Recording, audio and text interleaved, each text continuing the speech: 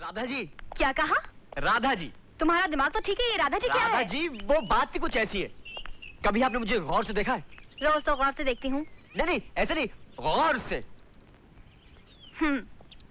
लो, गौर से देखा। अब बोलो। आपको मुझ में कोई फर्क नजर नहीं आया? जी नहीं। अरे क्या बात कर रही हैं आप? कमाल कर रही हैं राधा जी। क्या बॉडी था मेरा, एक एक मस्कल ऐसा खरबूजे की तरह था। जब मैं रास्ते में चलता था तो लोगों की नजर लगती थी। और आप तो जानती हैं कि आदमी तलवार की धार में चल सकता है, लेकिन नजर से नहीं बच सकता। इसलिए अब मेरी बॉडी स्टिक, मिडिल स्टिक यानी कि सुकी स्टिक यानी कि फुस्ती हो गई है। पूछो कैसे? पूछूं? लो पूछती हूँ, कैसे हुआ? फिक्र, चिंता, परेशानी। फिक्र, चिंता, परेशानी किस बात की? हाँ राधा जी, आपको मालूम तो होगा ही कि घर में शादी के लायक जवान बेटी हो तो किसे फिक्र नहीं होगी।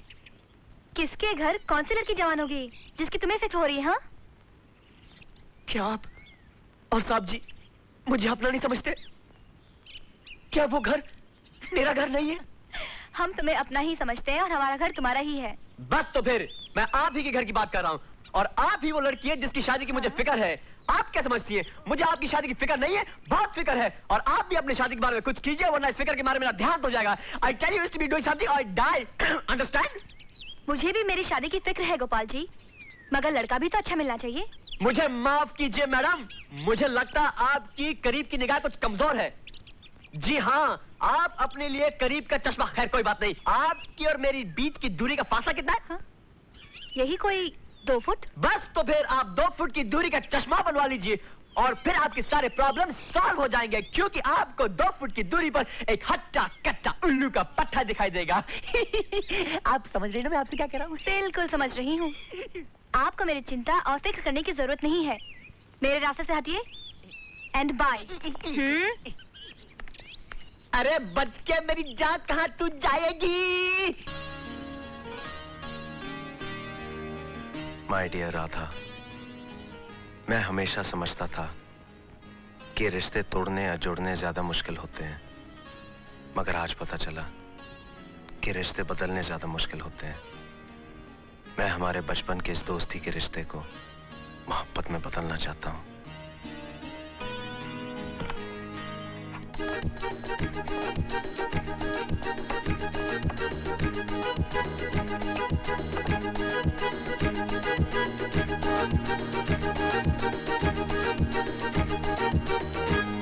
अरे कृष्णा इधर आके बैठ ना, मुझे तुझसे बहुत जरूरी बात करनी है।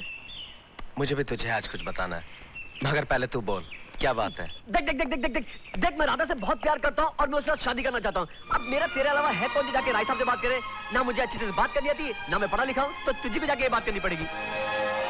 करेगा ना? अरे तू इतना परेशान क्यों लग रहा है?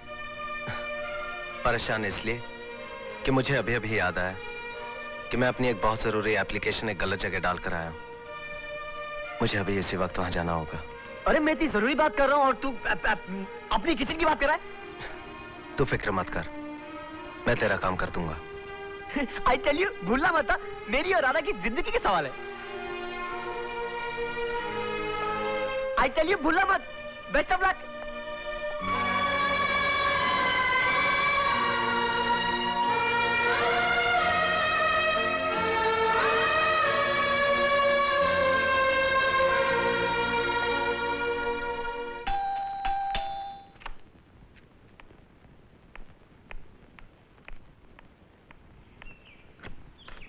What a pleasant surprise. आओ।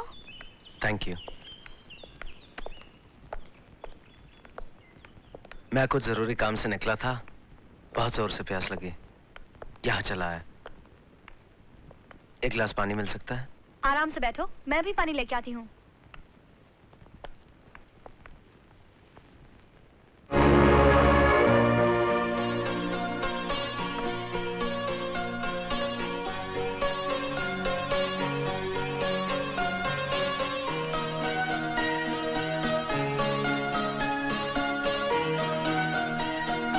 अच्छा मैं चलता हूँ। अरे इतनी जल्दी? थोड़ी देर रुकिए ना। फिर किसी दिन, आज मेरा कोई इंतजार कर रहा है। जो हर रोज हर दिन आपका इंतजार करता है उसका भी ख्याल रखिए। और हाँ, जब भी प्यास लगे आ जाइएगा। आपको देख के मेरी भी प्यास बुझ जाती है। अच्छा।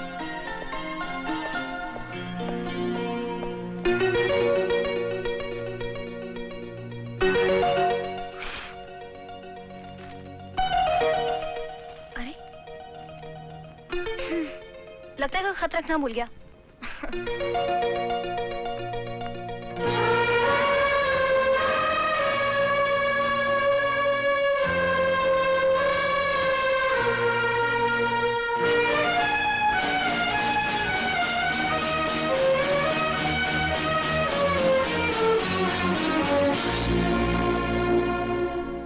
अरे कृष्णा, इतनी देर क्यों लगा दी? कहाँ देर लगाई? 10 मिनट में तो वापस आ गया। अरे इंतजार करने वाले से पूछ कि ये 10 मिनट कैसे गुजरते हैं। बोल, राय साहब से बात की? सब ठीक तो है ना? राय साहब घर पे नहीं थे। तो राधा से बात कर लेता। राधा भी नहीं मिली। मेरा मतलब वो भी घर पे नहीं थी।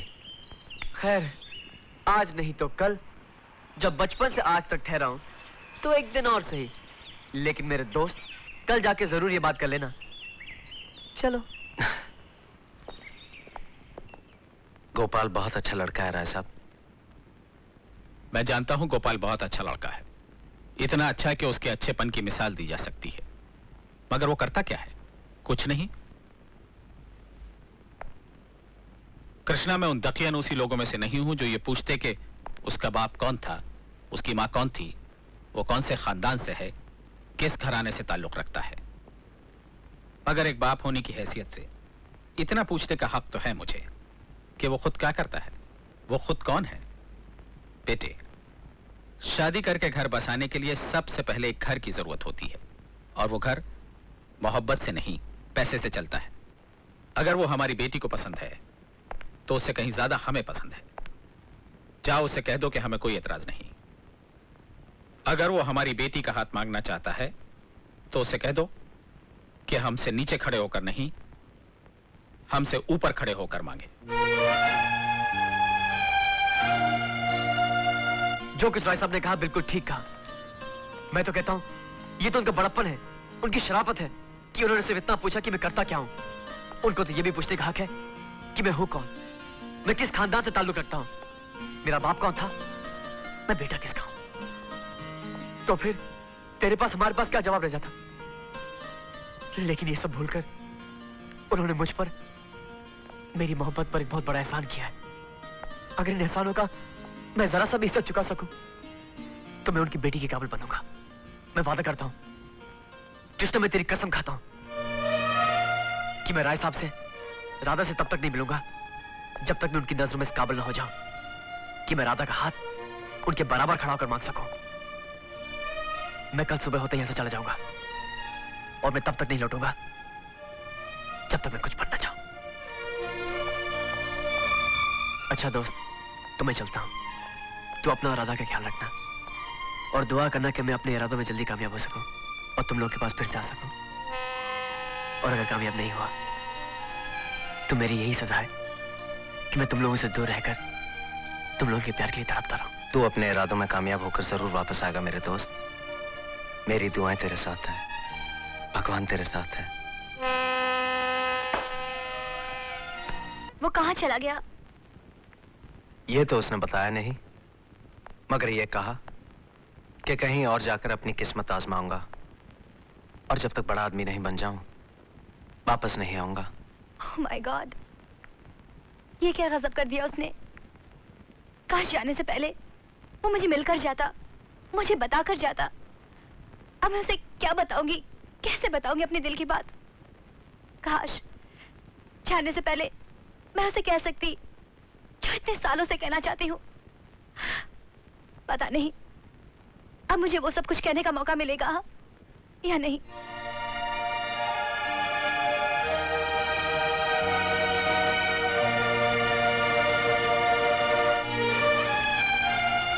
राधा, इस वक्त क्या बात है?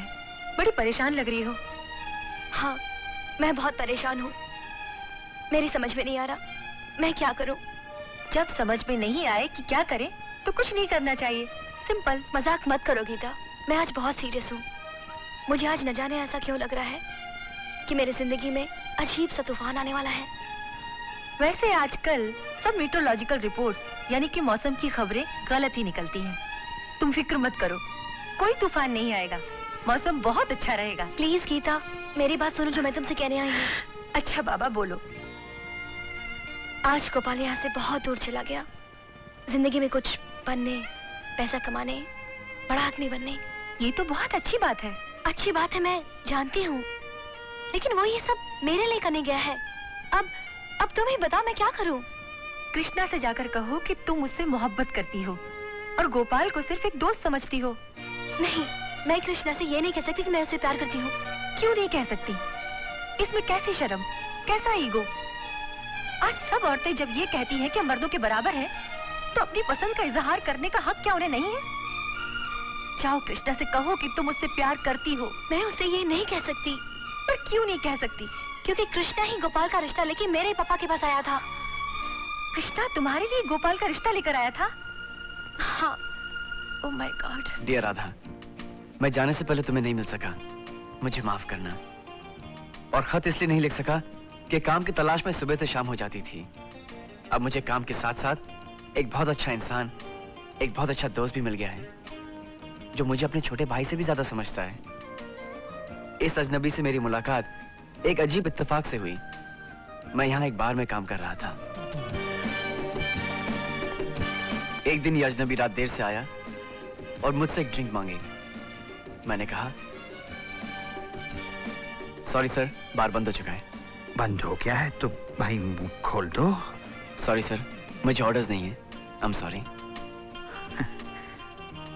हम तुम्हें ऑर्डर भी देते हैं और खोलने की चाबी भी, पूरे 10,000। पता नहीं सर, अब जिंदगी में किस किस्म के लोगों से मिले हैं या क्या आपका तजुर्बा है, लेकिन दुनिया में कुछ ऐसे भी लोग होते हैं जो पैसे से तो क्या किसी भी चीज से खरीदे नहीं जा सकते। ये क्या, अगर आप मेरे सामने 10 लाख या 10 करोड़ भी रख देते ना, तब भी मैं आपसे यही कहता। सॉरी सर, बार बंद हो चुका है। अपने पैसे संभाल के रखिए सर, इसकी कभी कभी जिंदगी में बड़ी सख्त जरूरत पड़ जाती है। और ईमानदारी से पैसे कमाना कितना मुश्किल होता है, इसका एहसास मुझे अब जाके हो रहा है। सॉरी सर, बार बंद हो चुका है। ये खत मैं कृष्णा को भी लिख रहा हूँ। उस दिन तो वो अजनबी चला गया, मगर दूसरे दिन फिर आया और उसने मुझे अपनी कंपनी में एक बड़ी अच्छी नौकरी दे दी। थोड़े दिनों में हम एक दूसरे को समझने लगे और एक दूसरे के बहुत करीब आ गए। मोहन बाबू इस दुनिया में अकेले थे।